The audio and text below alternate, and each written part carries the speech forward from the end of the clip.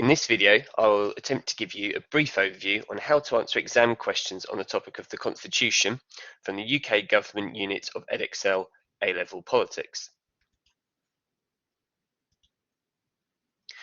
So what we've got here is an overview of the topic taken from the exam board specification, and as you can see there are four main subtopics: nature and sources, changes made to the Constitution since 1997, devolution, and possible future reforms. So think of this as a checklist of things you need to know for this topic.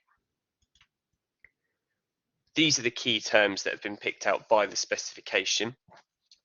So a constitution is the rules of the political system. Entrenched means that a constitution is protected in some way. Its rules are more difficult to change than ordinary rules. Codified means that it's all written in a single document. A unitary state has one single sovereign body, whereas a federal state has sovereignty divided up between both national and regional bodies. Parliamentary sovereignty refers to the concept that Parliament is the ultimate source of legal power within the political system. It can make whatever laws it wants, it can amend or repeal any laws that it wants, it cannot be bound by its predecessors or bind its successors. Rule of law is the principle that all laws apply equally to everyone. Statute laws are laws made by Parliament, which are part of the Constitution, such as the Human Rights Act. Common law is laws made by judges based on decisions filling in the gaps or interpretations of the law. It's based on the idea of judicial precedent. Conventions are unwritten rules, traditions, if you like. Authoritative works are basically books by political experts that are treated as a guide on how the Constitution should operate, but they're not legally binding. Same with conventions. Treaties are agreements between different nations, and in this particular context, it refers to agreements on how decision making should work in organisations such as the EU. And devolution refers to the breakup of power from a central body to regional bodies. So these are the possible exam questions that we will be looking at. The wording may vary in the exam. So for example, some of the questions are asking a broad question but give you a specific thing to focus on. So for example, the third bullet point down there, how far do you agree that devolution has been the most significant change to the UK Constitution in recent years? Really, that question is, what has been the biggest change to the Constitution? They're giving you devolution as an example. You have to comment on this. Your conclusion has to refer to devolution, but in order to judge whether it's the most significant, you'd need to compare it to other changes. So that could be things like the Human Rights Act or the creation of the Supreme Court. So bear in mind that in the exam, it might not be devolution. Also, some of the questions might just be more specific. So constitutional change since 1997 has not gone far enough. They may be more specific than that. It might be, I think in particular, devolution is the one they might specify. So it might say devolution is a process that has not gone far enough. So do bear in mind that some of the questions could change and become more specific or use a different focus. So for this first question, if you've got a question that was basically asking you to look at or compare criticisms of the UK Constitution, what you'd need to do is pick out what are the main criticisms of our Constitution. So these are the five I've gone for: lack of democracy, centralisation, lack of clarity, unentrenched, and a lack of separation of powers. I would try to base each of my paragraphs around one of these issues. It might be difficult to do five in the time that you've got, so I would aim for at least three of them. Plan in advance as many as you can, and then pick the ones you feel most confident with to actually write up in your answer. So one criticism of the UK Constitution is that it is not very democratic. Your key arguments there are the House of Lords is entirely unelected, as is the monarchy, as is the Supreme Court. Even the House of Commons, which we do elect, uses first past the post, which is an unrepresentative system. However, as a counterpoint to this, we could say that there are limits on powers of things like the House of Lords and the monarchy. So therefore, because they lack democratic legitimacy, we don't give them the same degree of power. The next point you could make would be about centralisation, and these could be in any order, by the way. So centralisation refers to there being too much power in the hands of too few people, usually in reference to the national government. So when you're writing about that, you could mention the idea of parliamentary sovereignty. So it's a unitary state, all power is held by Parliament, it can change whatever laws it wants. Using first past the post means it tends to be one party that dominates even then within Parliament. However, counter to this, we could say that there has been devolution. Some powers are broken up now to Scottish Parliament in Wales, in Northern Ireland, in London. However, there are limits to the powers that they have. So, for example, while Scotland does have some tax powers, it doesn't have complete control over those. And there are some issues like defence where they have pretty much no power whatsoever. The third point is a lack of clarity. So the Constitution is not very clear because it's uncodified and parts of it are unwritten. Our conventions are not written laws. However, as time has gone on, more laws have been written down. It is to an extent more codified than it was in the past.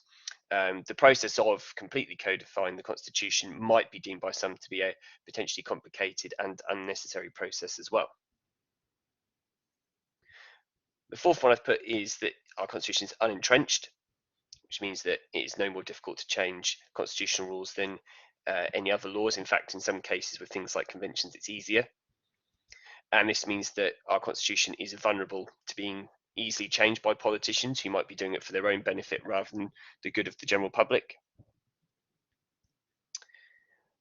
As a counter to that, we could say that there are some parts of the Constitution that are more difficult than others. So, for example, statute law is more difficult to change than conventions.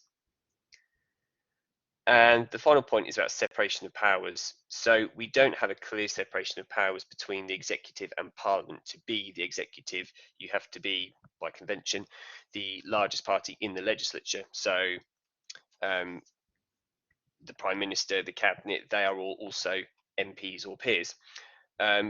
Also, the executive does still play a role in the appointment of judges. However, that role has been limited in recent years due to the creation of the Supreme Court and the Judicial Appointments Commission.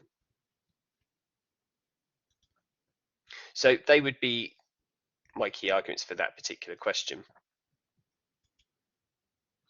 So the next question is, how successful has constitutional reform been since 1997? You could structure this question by looking at specific reforms and focus each paragraph around a particular reform and look into whether it went well or not. Did it achieve its intended aims?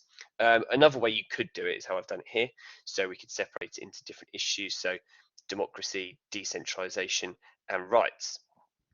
So if we're writing about democracy, I think the key things you could mention there is that we have used referenda more frequently since 1997, although the rules about that, whether we have to use them or not, are kind of vague.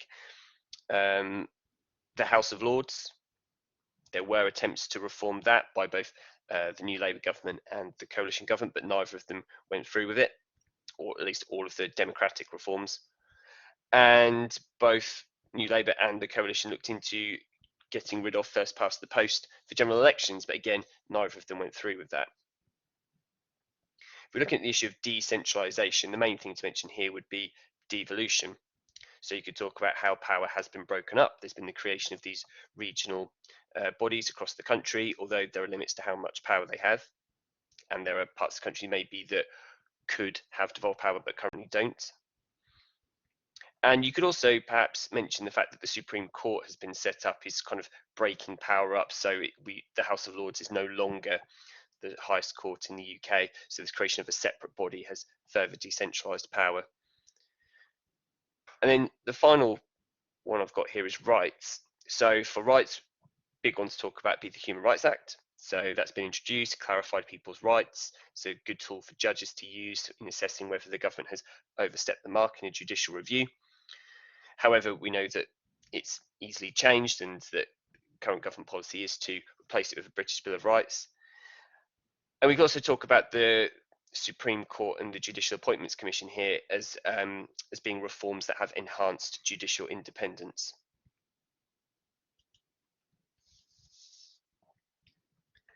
So for this question, how far do you agree that devolution has been the most significant change to the UK Constitution in recent years? And remember, it might not be devolution in the exam, it could be anything really. These are some of the key things to mention if you've got a question along those lines. So devolution, Brexit, Human Rights Act, Commons Reform, and Laws Reform. So if I were writing about devolution, I'd make the point that it challenges the idea of parliamentary sovereignty. It's created policy divergence where we have different policies and different things in different parts of the country now. So the lockdowns are a very good example of that. And it's perhaps contributed to a growing sense of nationalism in Wales, Scotland, perhaps England as well. However, there are limits to the powers that these devolved institutions have. Not everywhere has had the devolution either. So English devolution, for example. So there's some of the things you could say about devolution. Brexit is a pretty similar set of issues, really. So on the one hand, we could say that it again was it's removed the threat to parliamentary sovereignty. It's brought policy making back more under the control of the British government. It's changed what the sources of our constitutions are. It brings in new, or gets rid of certain rather political processes, and it's had an impact on party politics in the UK, of course. However, there were limits on what the EU could do, so it's not like the EU could control everything while we were part of it, and we're still signed up to other things like the European Convention of Human Rights. The Human Rights Act has made it easier for us to assert our rights, and as we mentioned earlier, it's a useful tool for judges in judicial reviews. However, we can make the point that these rights were not new, because by being signed up for decades to the European Convention of Human Rights, we did already have those rights. It was just more difficult to assert them. It is still fairly difficult to take the government to court. It's not an easy process, although it is easier having the Human Rights Act.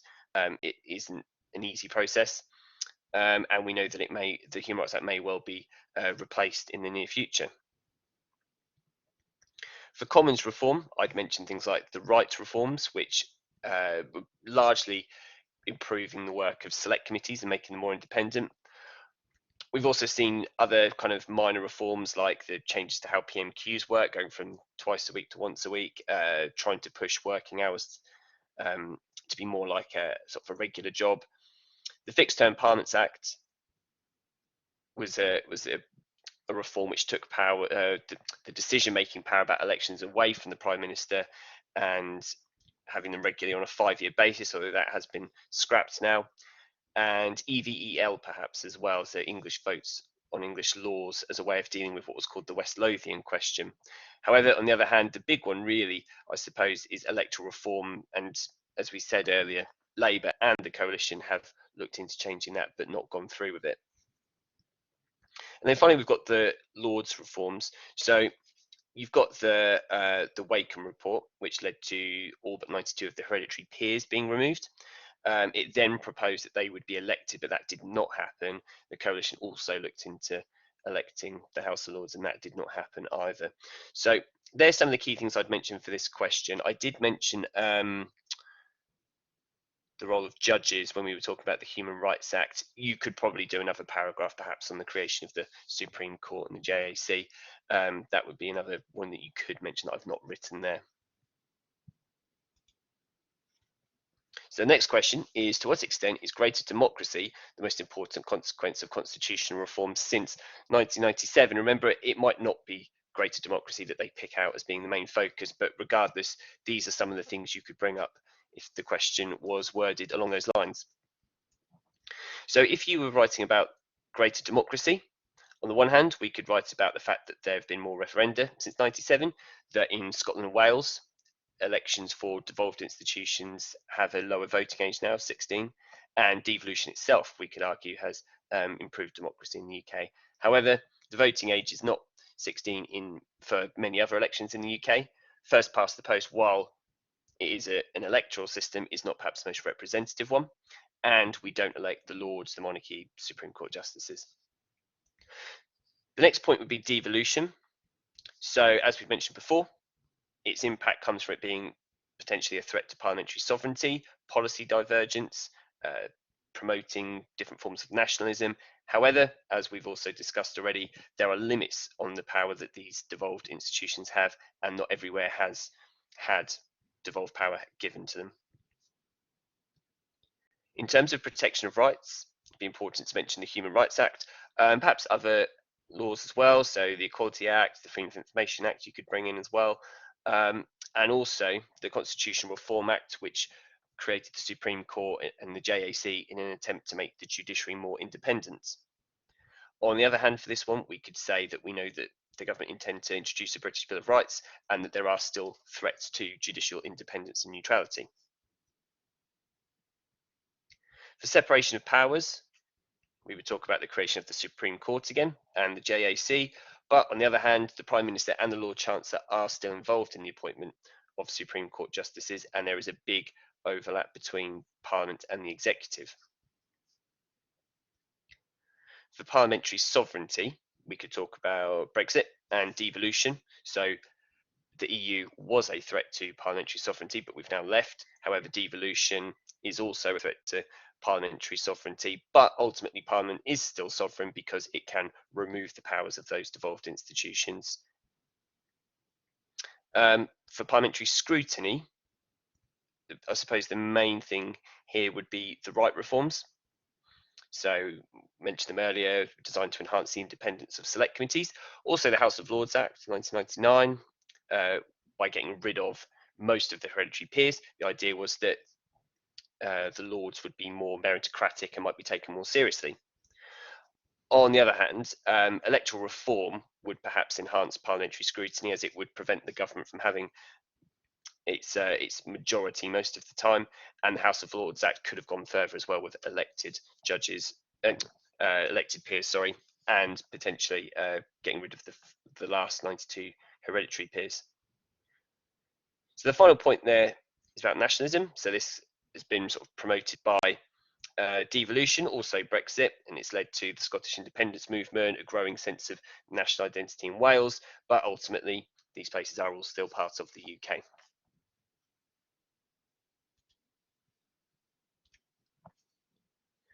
So the next question is constitutional change since 1997 has not gone far enough to discuss. You could structure this differently again. You could pick out individual reforms and then say to what extent were they achieving what they intended, to what extent could they have gone further, or we could theme it as I've done here.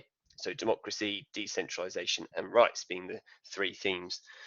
So for democracy, you could write about the House of Lords, that the steps were taken to get rid of most of the hereditary peers, but not all of them, and it's still entirely unelected. Also, we could mention first past the post for the House of Commons. So even though we do elect it, perhaps a more proportional system could be seen as more democratic. For decentralisation, we've had devolution, but we know that that perhaps could go further to different places or to give more powers to the places that already have devolved power. We could also bring up separation of powers here, so creation of the Supreme Court. Although we could point out that the Prime Minister and the Lord Chancellor are still involved in the appointment of judges, which is another point we could make if we were writing about rights as well. So as well as potential threats to judicial independence, our rights are vulnerable because they're unentrenched. However, the Human Rights Act, the Equality Act, Freedom of Information have kind of codified to an extent what our rights are, clarified them, and steps, as we know, have been made to make judges more independent. So the final one I've got here is assess the arguments in favour of the UK adopting a codified constitution. So the three main points I would go for here are clarity, entrenchment, and modernisation. So for clarity, I suppose it'd be good to mention conventions here because we know that they're unwritten and they're not legally binding. But we could say that as time's gone on, we have kind of codified certain things. Laws have kind of brought various existing conventions together. Some would argue it'd be complex and unnecessary as well. For entrenchment, we could say that this would be a good thing because it would prevent abuses of power, better protect our rights. However, this may be difficult to do with the concept of parliamentary sovereignty, and it would take away the flexibility of our constitution. And then the last one is modernisation. So pretty much everywhere in the Western world has a written codified constitution. It would allow us to get rid of the more archaic elements of our system, perhaps. However, our current system is organic. It's built on the history and traditions of British politics. And again, some people may argue it's not a necessary change to make. So there's some of the things you may well get if you were asked about the Constitution in the exam. And that's a brief kind of guide to some of the key things to bring up. I hope that was useful. Thanks for listening.